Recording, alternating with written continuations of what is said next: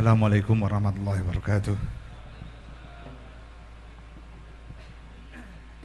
Alhamdulillahirabbil alamin, hamdan syakirin, hamdan na'imin, hamdan yu'afi ni'amahu wa yukafi mazidah. Ya Rabbana lakal hamdu kama yanbaghi lil jalali wajhika wa 'azimi sultanik. Allahumma salli wa sallim wa barik ala sayyidina Muhammad wa ala ali sayyidina Muhammad. Teman-teman sekalian, alhamdulillah malam ini kita ketemu lagi dalam suluk malaman edisi yang ke-39. Alhamdulillah malam ini kita tamu-tamu kita. Saya minta tepuk tangan untuk Ibu Lili Wahid.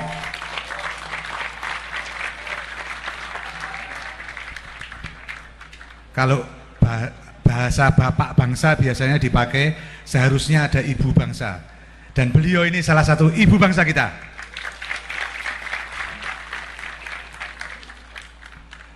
Ya, kemudian ada juga Mas Agus Sunyoto yang masih di belakang tadi. Ada Mas Gus Gofur, monggo, ahli tafsir kita. Kemudian ada juga Mas Ilyas, monggo Mas Ilyas, dosen tergil kita. Dosen tergil dah gue. Dosen luput saka kotak gue. Kemudian ada Mas Hadi Mulyo. Nanti ya, Hadi Mulyo, Mas Hadi Mulyo. Masih di belakang ya, oke. Kemudian nanti ada Mas Rosid juga, nanti kita sambil kita menunggu Gus Lukman ini perjalanan dari Rembang ke sini, Menteri Agama kita yang insya Allah harusnya menjadi salah satu pemimpin juga nanti, mulai mimpin NU, mimpin Indonesia. Ya, teman-teman yang di luar saya minta untuk lebih merapat, mendekat.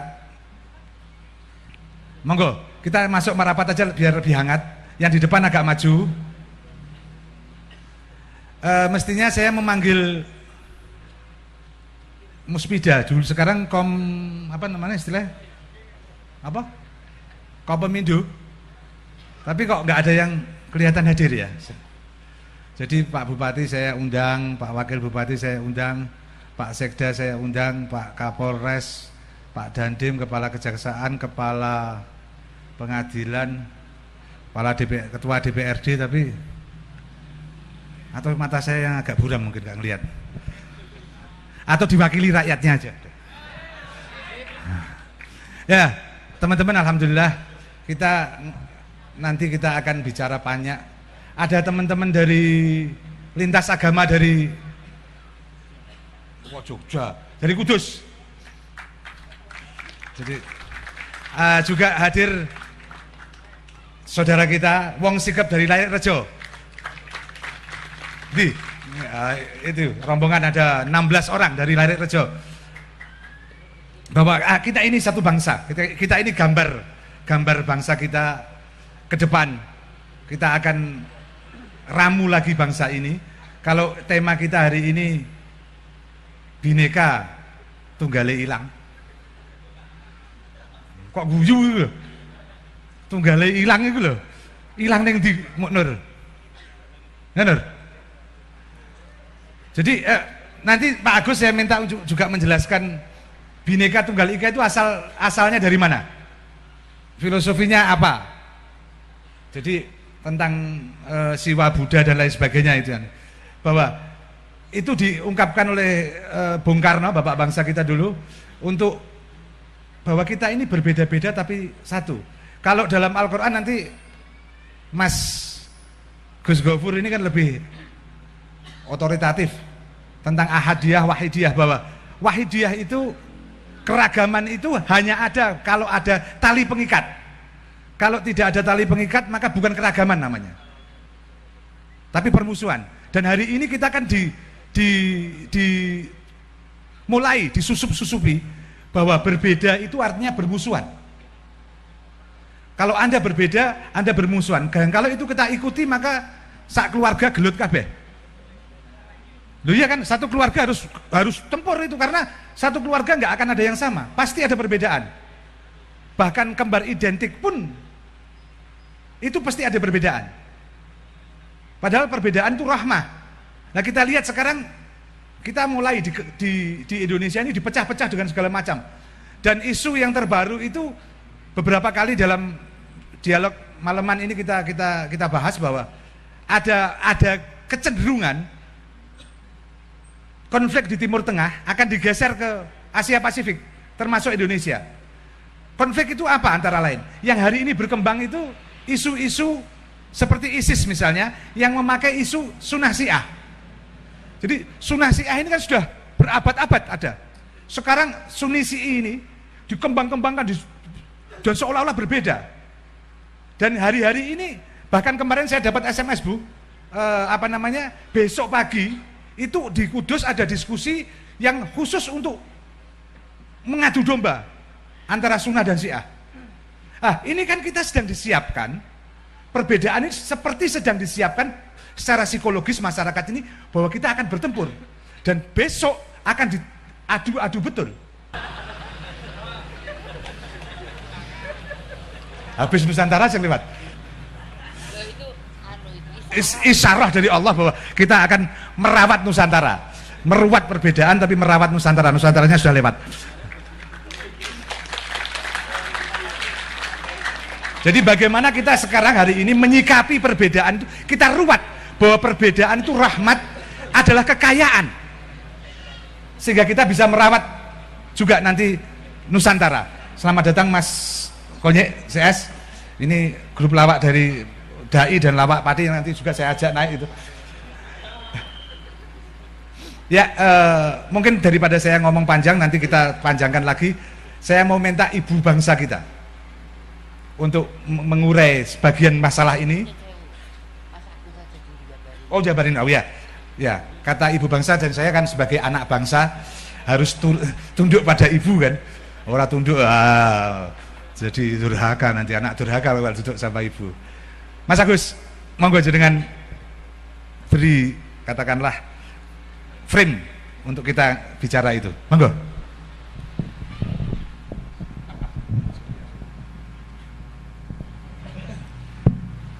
Assalamualaikum warahmatullahi wabarakatuh. Alhamdulillahirabbil alamin, wassalatu wassalamu ala asyrofil anbiya'i wal mursalin sayyidina wa maulana Muhammadin wa ala alihi wa ashabihi ajmain. Amma ba'd. Pada yang kami muliakan Habib Anies Soleh Basim sebagai Sohibul Bait, ya, dan Ibu Lili Wahid dan Gus Gofur Maimun yang kami muliakan, dan Mas Ilyas dan sahabat-sahabat sekalian. Ya. Jika kita bicara tentang Indonesia, maka kita akan mengetahui, ya, itu terutama saat Bung Karno dan Bung Hatta diundang ke Saigon, ya, oleh Panglima tinggi pemerintahan pendudukan Jepang, ya, dan ditanya waktu itu Bung Karno,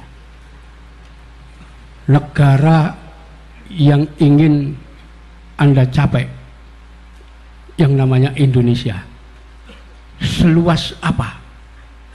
Ya, itu pertanyaan pada tanggal 14 Agustus 1945, sebelum kita merdeka. Saat itu Bung Karno menyatakan wilayah Indonesia yang ingin kami capai adalah seluas wilayah Mojopahit. Ya, itu jawaban yang tidak dimengerti oleh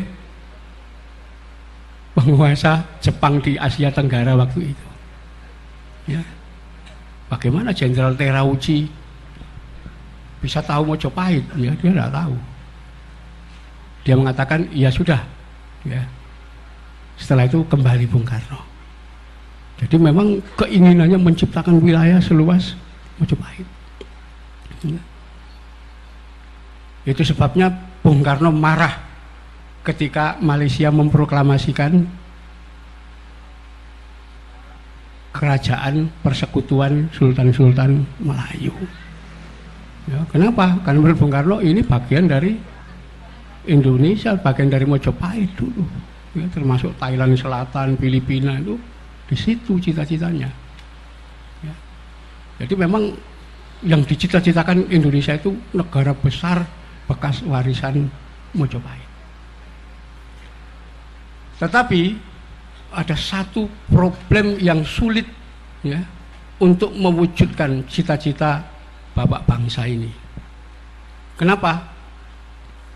Mayoritas ya, orang-orang yang menyetujui pembentukan Indonesia adalah didikan Belanda. Mentalitas mereka sudah dibentuk menjadi mentalitas inlander, mentalitas bangsa terjajah. Yaitu bangsa terjajah itu bangsa yang selalu menganggap bangsanya sendiri rendah, bangsa yang menjajah tinggi. Mentalitas itu ya, yang mengganggu terwujudnya Indonesia sebagai negara besar ya, sebagai bangsa besar.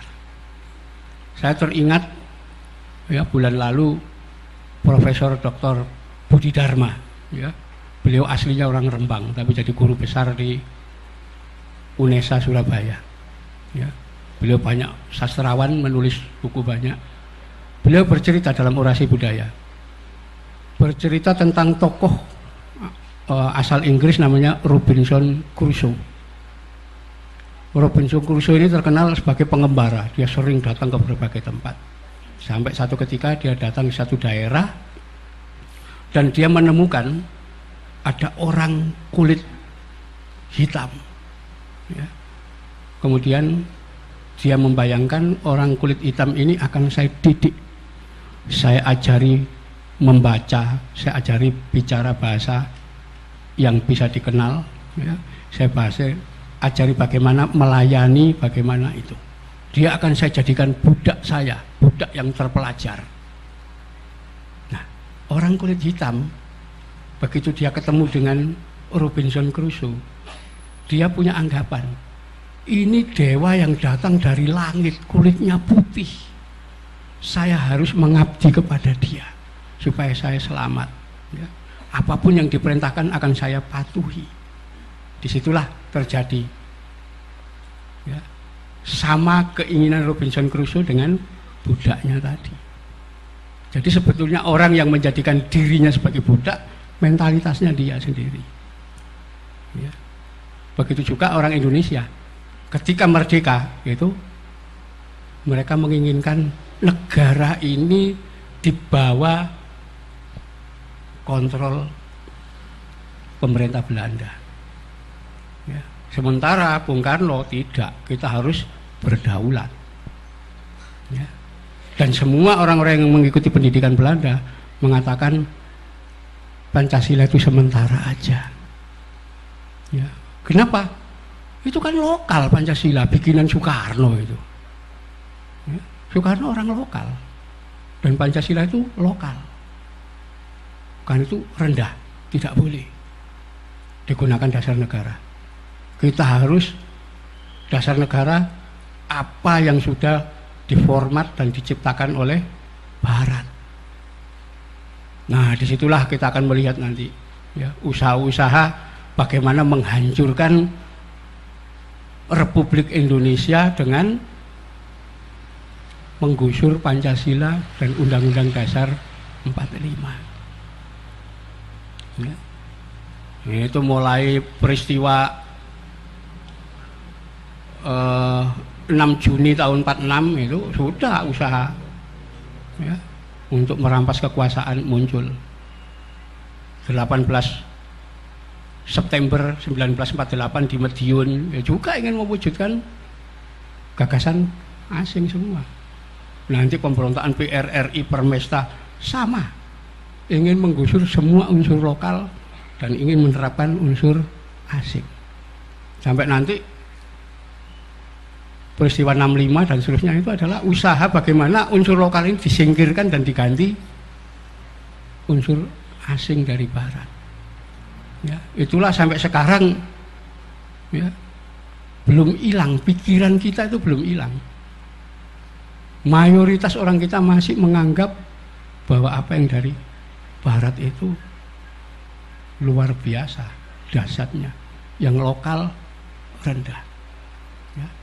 Itulah kata Bhinneka Tunggal Ika yang itu digunakan sejak zaman kuno, ya, yang dipungut oleh Bung Karno dari tulisan Emputan Tular, ya, di dalam kitab Sutasoma.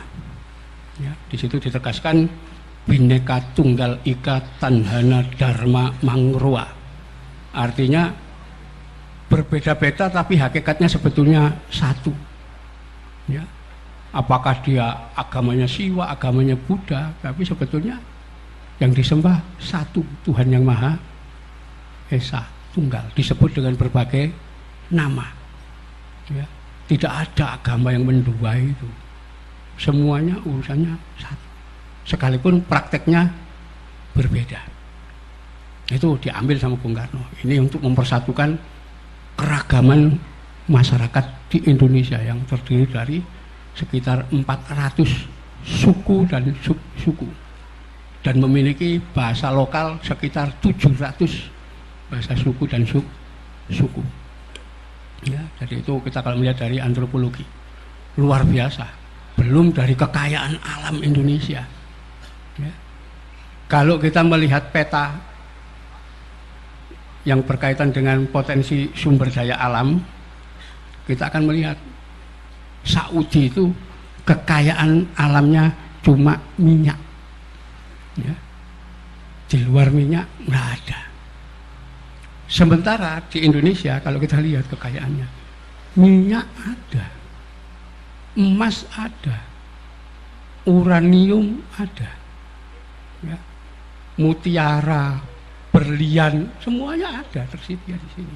Nggak ada negara kaya kayak Indonesia itu, udah ada.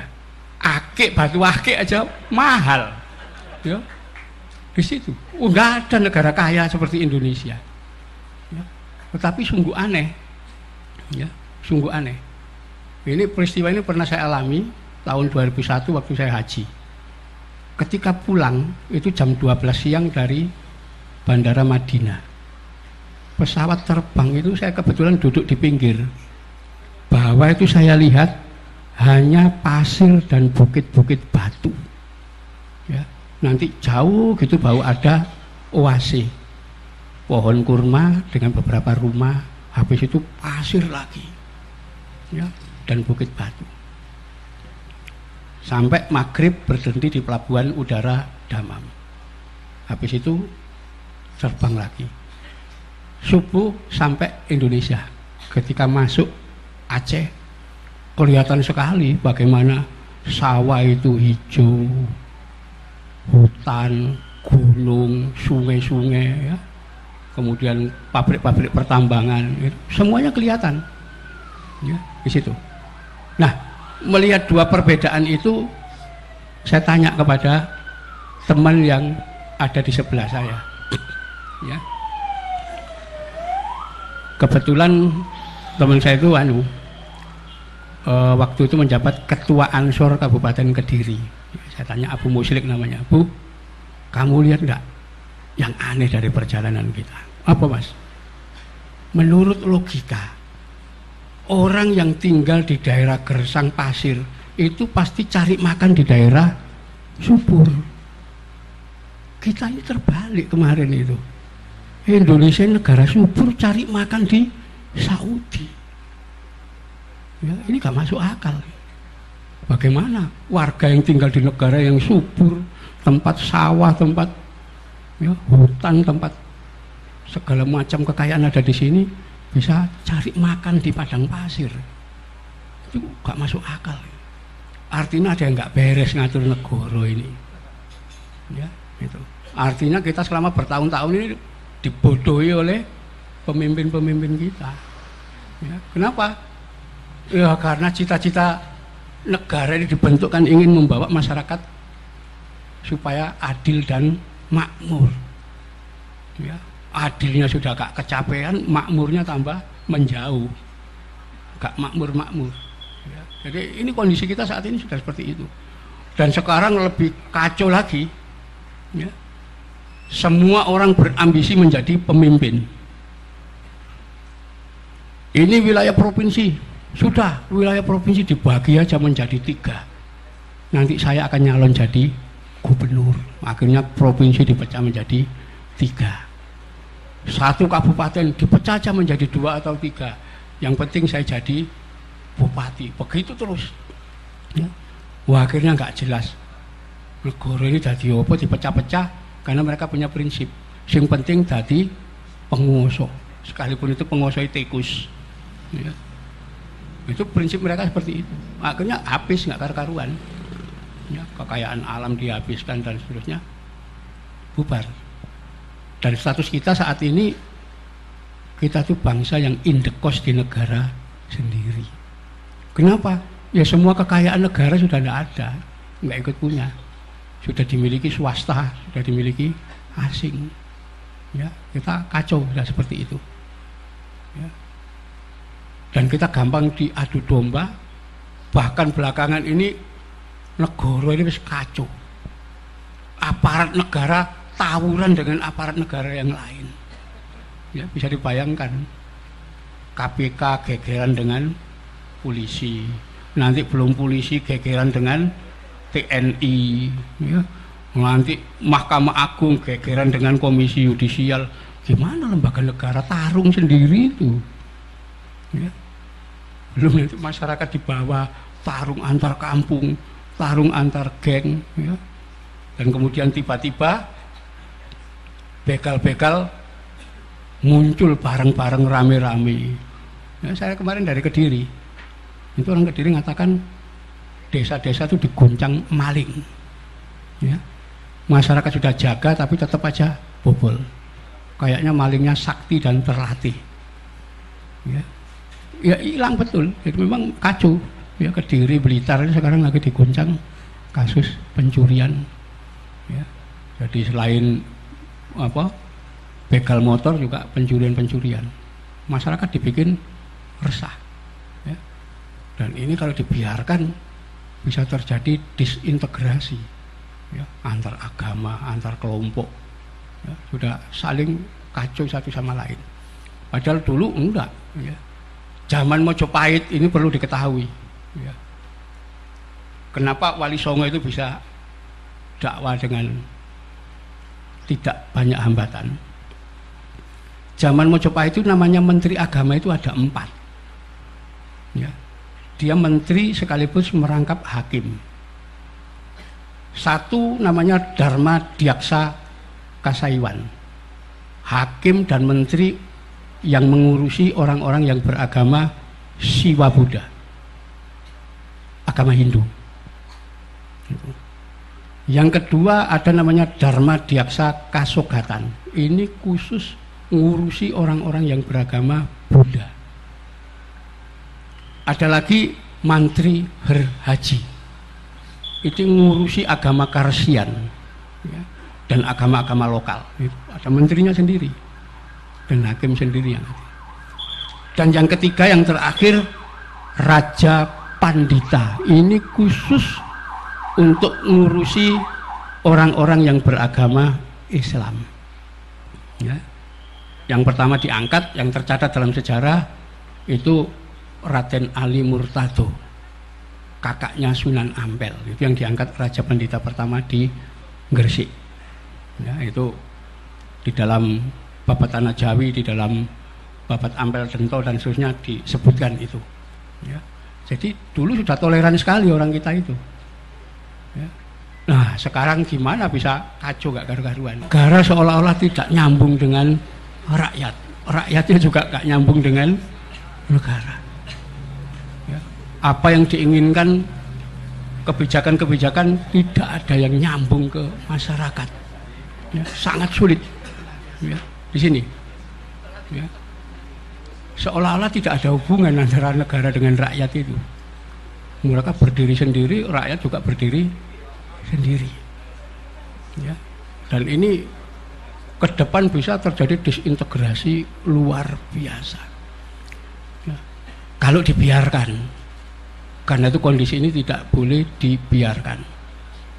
Ya. Jadi dulu waktu awal-awal kita menghendaki terbentuknya negara Kesatuan Republik Indonesia, berbagai macam tantangan muncul sangat luar biasa. Ya. Nah disitulah salah satu yang penting, ya, itu adalah peran ulama. Ya. Sempat terjadi usulan dari PBNU waktu itu, tanggal 22 Oktober 1945 yang namanya resolusi jihad. Ya. PBNU menginginkan, menghimbau kepada pemerintah, meminta agar pemerintah mengambil sikap tegas dalam menghadapi musuh. Ya. Nah sekarang nggak ada itu, ya, tidak ada. Masyarakat sibuk sendiri dengan urusannya sendiri, pemerintah juga sibuk sendiri dengan urusannya sendiri. Nah kita khawatirkan ini nanti bisa pecah menjadi desintegrasi. Ya. Jadi kalau sudah desintegrasi ini susah. Ya. Seperti yang terjadi di Irak itu udah gak karu-karuan. Pemerintah mau dibentuk, kepercayaan rakyat sudah merosot. Gitu. Dan yang jelas seperti kita ketahui, keutuhan masyarakat di Indonesia itu tergantung pada pemimpin. Kenapa? Masyarakat kita itu tipologi masyarakatnya, sistemnya jamaah, gotong royong. Ya, Bung Karno menyatakan Pancasila ini kalau diperas cuma jadi satu ekasila, yaitu dasarnya gotong royong, artinya kejamaahan. Ya, apapun aliran agama kalau tidak jamaah pasti jadi minoritas. Kenapa? Ya memang karakter orang kita jamaah. Nah jamaah ini butuh imam, butuh pemimpin. Yang sekarang ini justru sulit kita cari. Siapa pemimpin ini? Ya, karena hampir kita tidak temukan pemimpin. Ya. Sampai dulu pasca jatuhnya Gus Dur, ya, saya punya kelompok ya dengan teman-teman. Itu kita menginginkan kriteria pemimpin cuma 2 saja. Kalau memenuhi 2 kriteria 2 ini, maka kita akan pilih dia sebagai pemimpin. Apakah itu tingkat kabupaten, provinsi, ya, sampai tingkat nasional. Kriterianya cuma 2, sederhana ini. Apa? Pemimpin wajib cerdas, pinternya melebihi rakyat yang dipimpin. Jangan sampai rakyatnya lebih pintar dari pemimpin ini, gitu. Ya. Jadi harus punya sifat fatonah. Ya. Kalau sifat fatonah ini menghadapi pemilihan apapun, wah, pesaingnya pakai uang, dengan kecerdasannya dia akan mampu mengalahkan. Di situ. Kalau dia nggak cerdas, ukurannya ya duit. Siapa yang punya duit dia menang. Yang kedua, jujur, bisa dipercaya. Ternyata nggak kita temukan itu. Ya.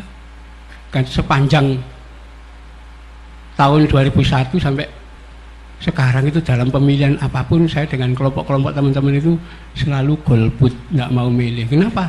2 kriteria ini tidak terpenuhi. Ya.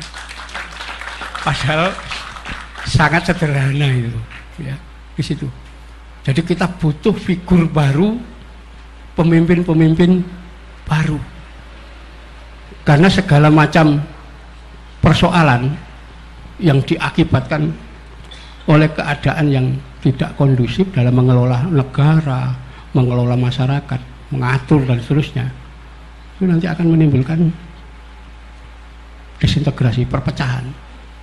Nah, untuk memperbaharui itu dibutuhkan orang-orang muda usianya, tapi besar potensinya.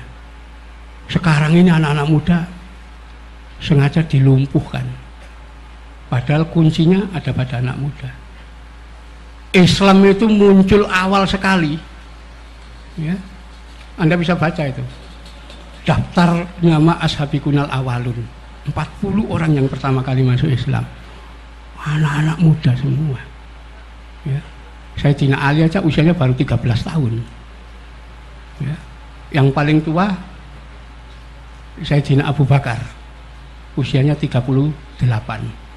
Rasulullah sebagai pemimpin 40, ya. Sementara yang menolak kalangan tua, Abu Jahal sudah 60 tahun, Abu Lahab sudah tua-tua semua. Itu di situ terjadi perubahan baru.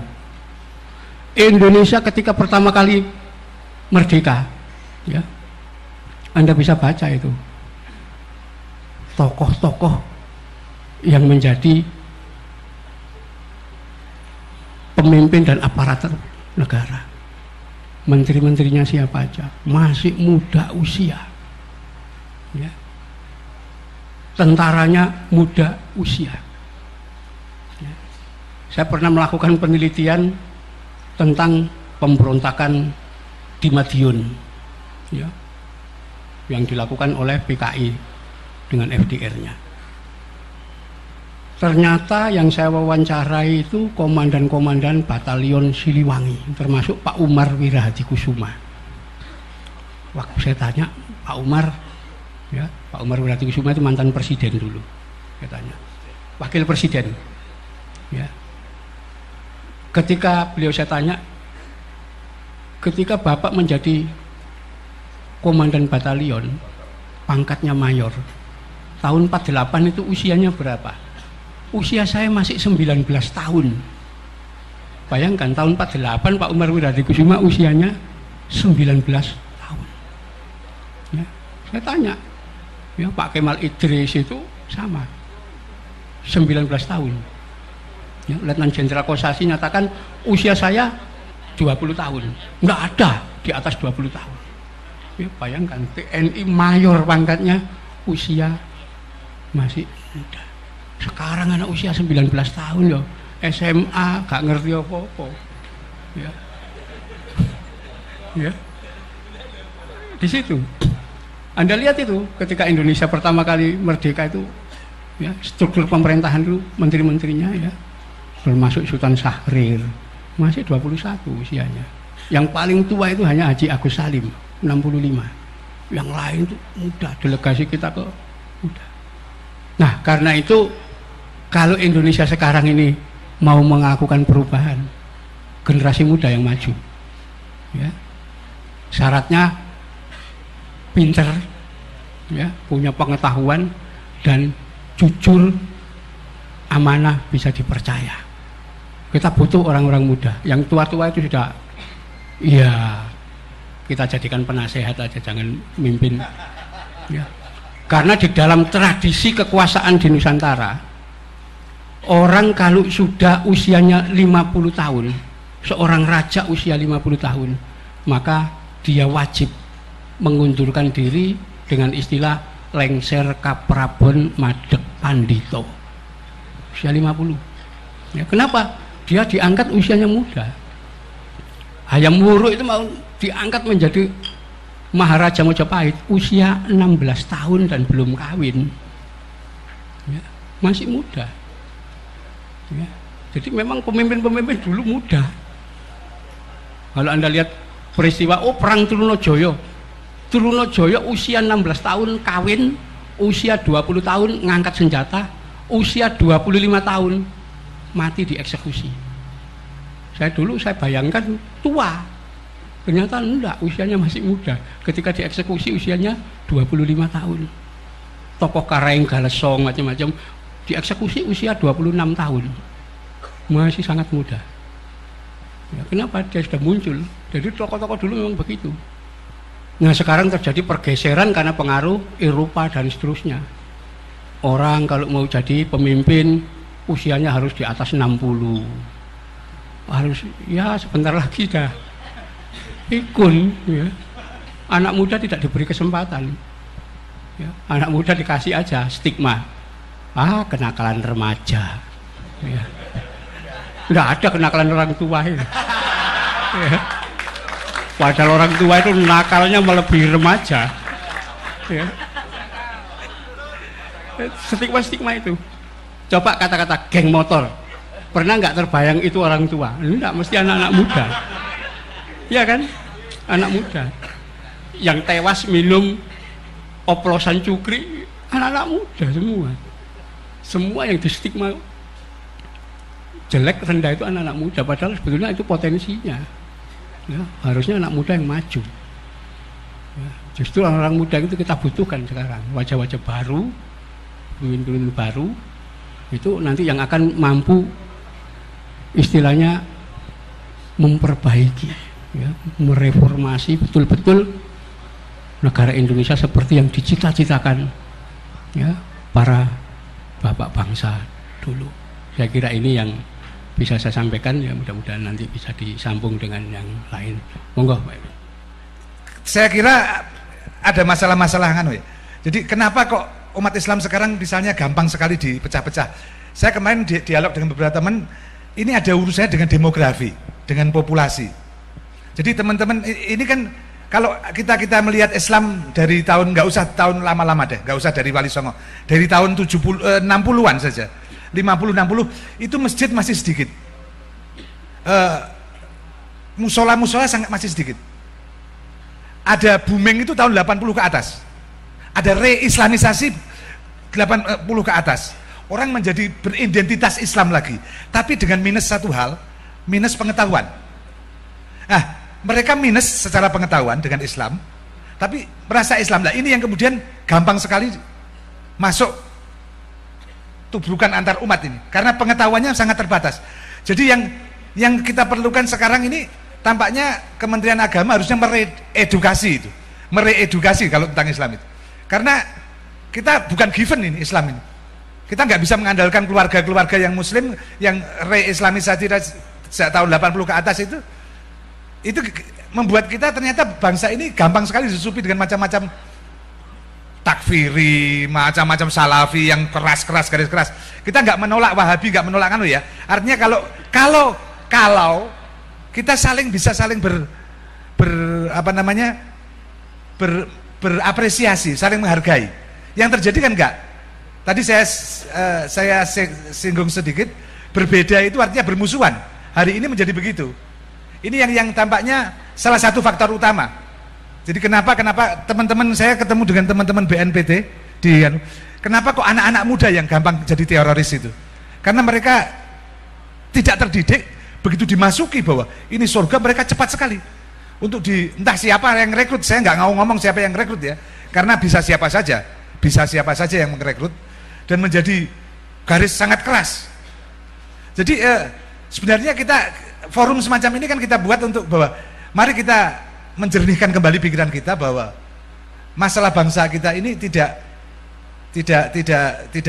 monolotik, tidak satu garis saja, tapi bergaris-garis dan berwarna-warna.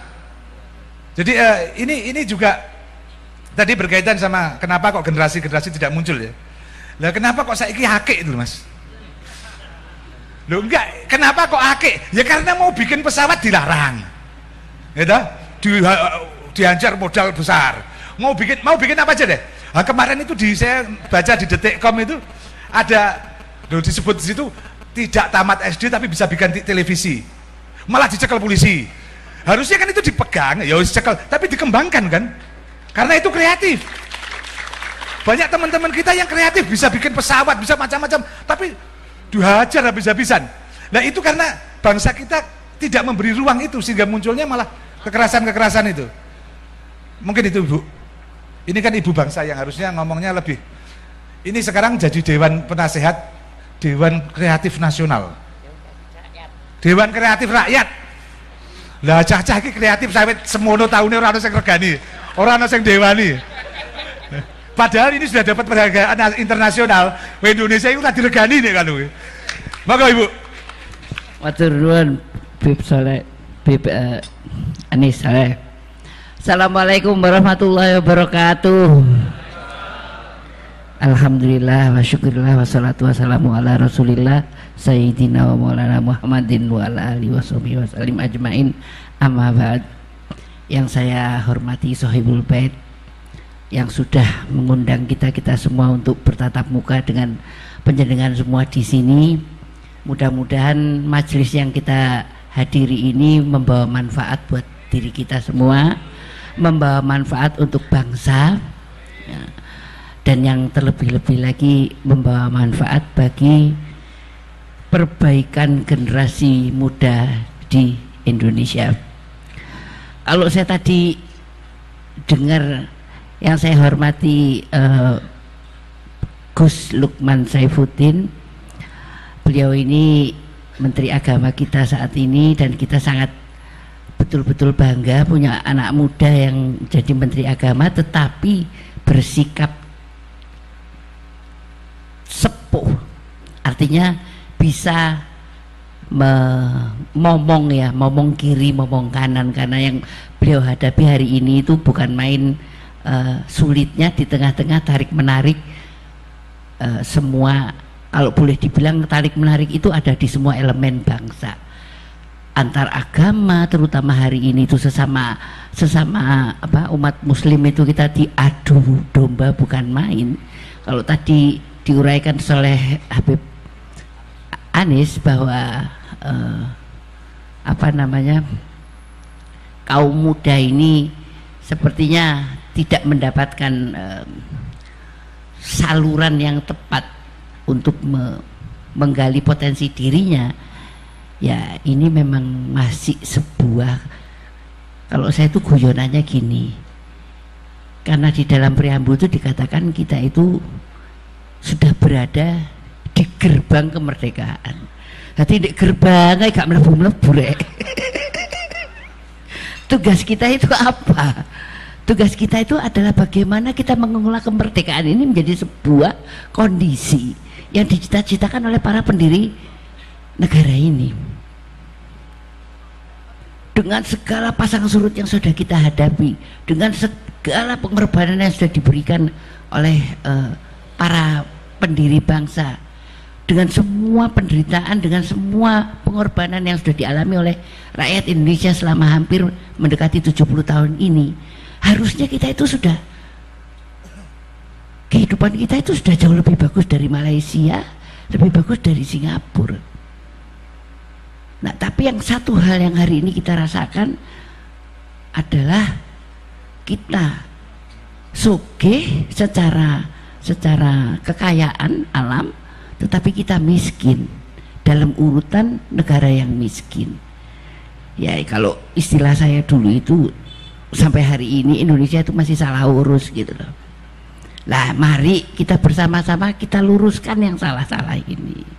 Yang saya hormati Mas Agus Sunyoto, yang beliau ini senior, kalau menurut saya untuk kesejarahan terutama bangsa Jawa, wah ini jagonya, nggak ada yang ngalahnya Mas Agus Sunyoto hari ini. Yang saya hormati Gus Gofur dan Mas Ilyas dan semua penjenengan yang ada di majelis ini. Kalau kita sama-sama bertekad ingin mengisi kemerdekaan ini dengan memperbaikinya dari kondisi yang ada hari ini, yang harus kita utamakan nomor satu adalah kita harus memulai dari diri kita sendiri dengan bersyukur. Kita ini diuji oleh Allah seperti ini karena banyak dari kita itu yang nggak bersyukur.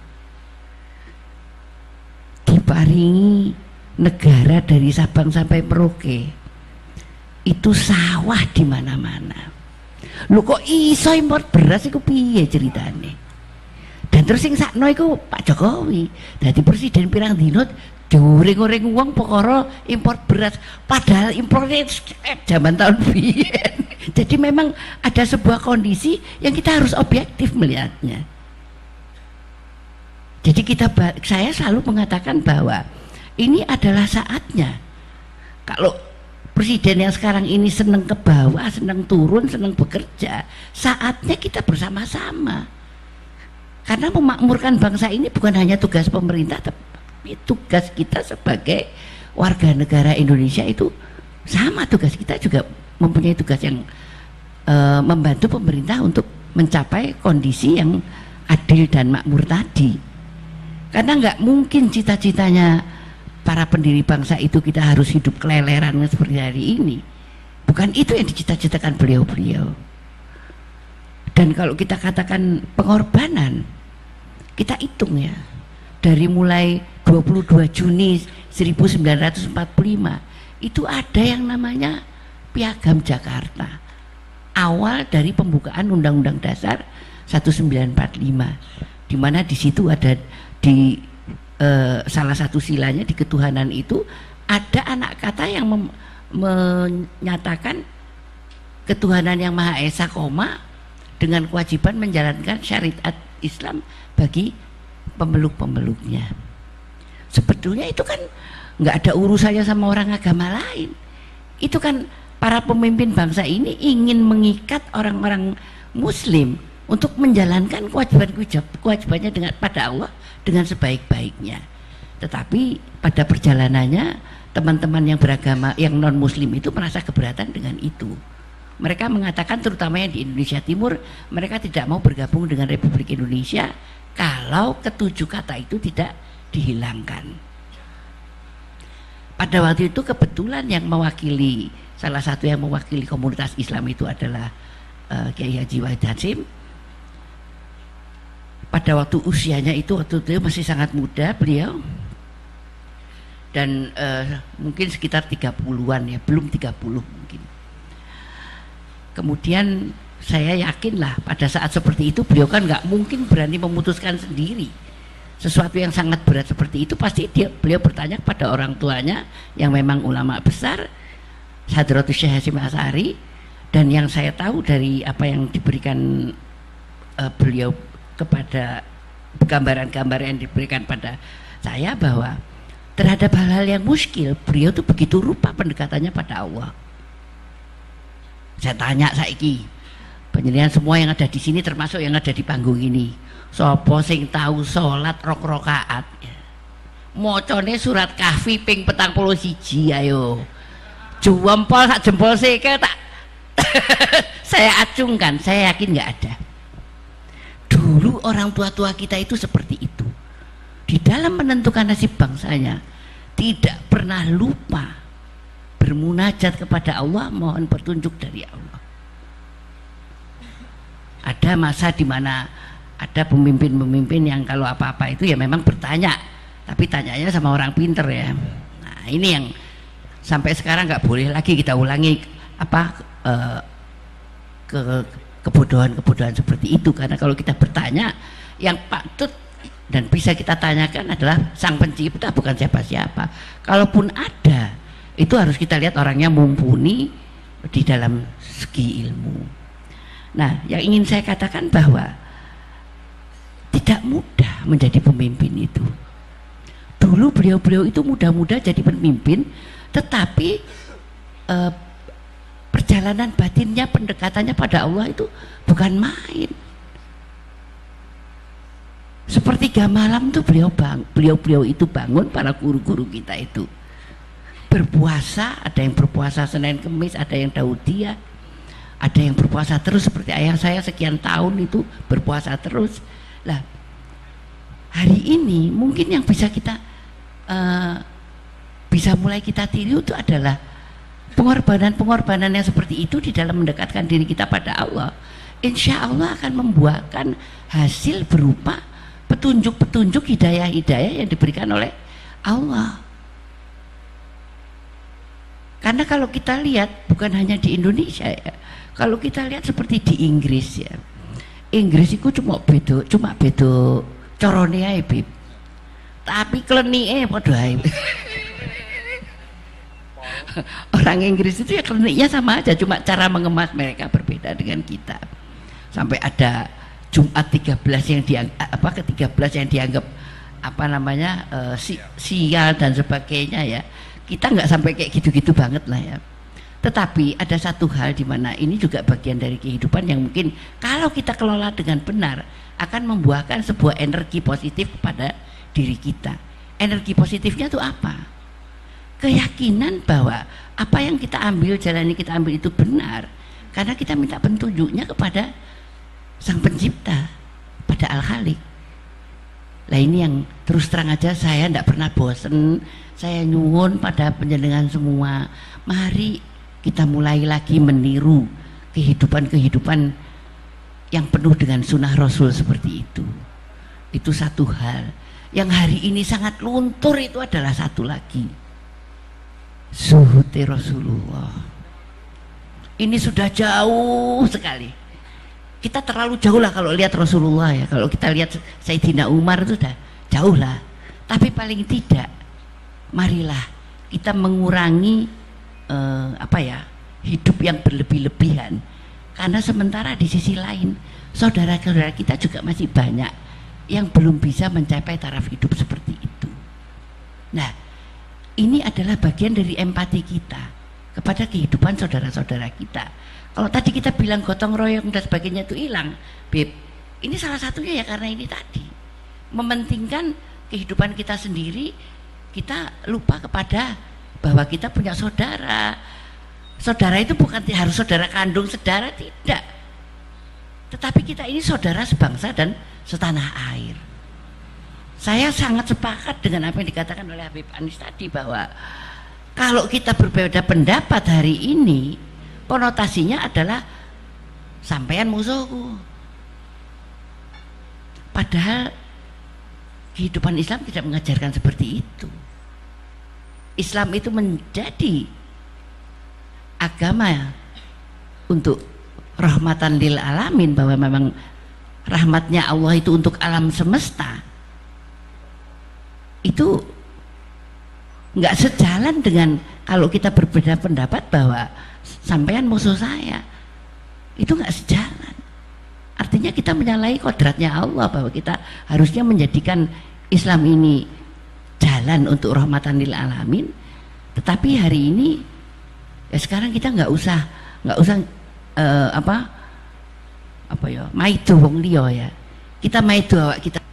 Ayo kita perbaiki dari diri kita sendiri. Kalau ada saudara-saudara kita itu yang keras ya, mari kita pahami bahwa memang mungkin pemahaman Islamnya itu belum seperti yang seharusnya. Karena Islam itu tidak pernah mengajarkan kekerasan. Kalau kita lihat selama kehidupan Rasulullah di Madinah, ya, kita lihat Piagam Madinah, bagaimana Rasulullah itu hidup berdampingan secara damai dengan kaum-kaum yang lain, Yahudinya, Nasraninya, Majusinya. Nah, inilah yang sebetulnya oleh para pendiri bangsa kita itu dijadikan landasan. Kebetulan secara beribu-ratus tahun, beribu tahun, ada yang namanya Bhinneka Tunggal Ika, beragam tetapi sesungguhnya kita itu satu. Kalau hari ini kita itu didapuk sama Habib Anis, kudu maca ning gone spanduk Bhinneka Tunggal ilang, ya iso-iso nek Habib Anis saiki. Tetapi itu adalah saya yakin itu mirisnya ya, keadaannya hatinya Habib Anis melihat kondisi hari ini. Jadi ketunggalan kita tuh hilang, yang ada cuma kita beragam-ragam. Padahal kita menjadi sebuah kekuatan, ada sebuah energi, karena kita menyatukannya di dalam sebuah kesatuan. Lah nek tunggale hilang, kita nggak punya kekuatan. Dan ini yang diinginkan oleh konspirasi besar untuk membuat Indonesia ini menjadi bangsa yang tidak berdaya.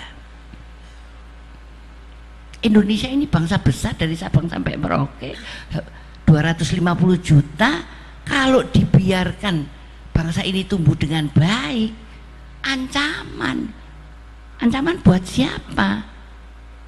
Buat mereka-mereka yang boleh dibilang menjadikan Indonesia ini pasar mereka. Ayo sampai saya tanya sama Mbak yang di tengah-tengah tuh, yang pakai kudung pink ya. Ayo, saya tanya dari atas sampai ke bawah, yang produk Indonesia sampai pakai yang mana? Ada nggak? Saya yakin sebagian besar itu produk luar negeri. Walaupun dibuat made in Indonesia, tapi banyak yang dampingan dari Cina. Tidak ada kita ini yang memakai 100% buatan Indonesia. Padahal kalau kita itu mempunyai semuanya. Bahannya kita punya, kepandaiannya kita punya, permodalan itu bisa diupayakan, tapi yang nggak ada itu semangat. Dan ini bukan salahnya masyarakat, ini kewajibannya negara. Kalau tadi dikatakan tunggale hilang, sebetulnya harusnya sebelum tunggale hilang, Beb, harusnya kan sudah terdeteksi. Nah, kenapa tidak terdeteksi?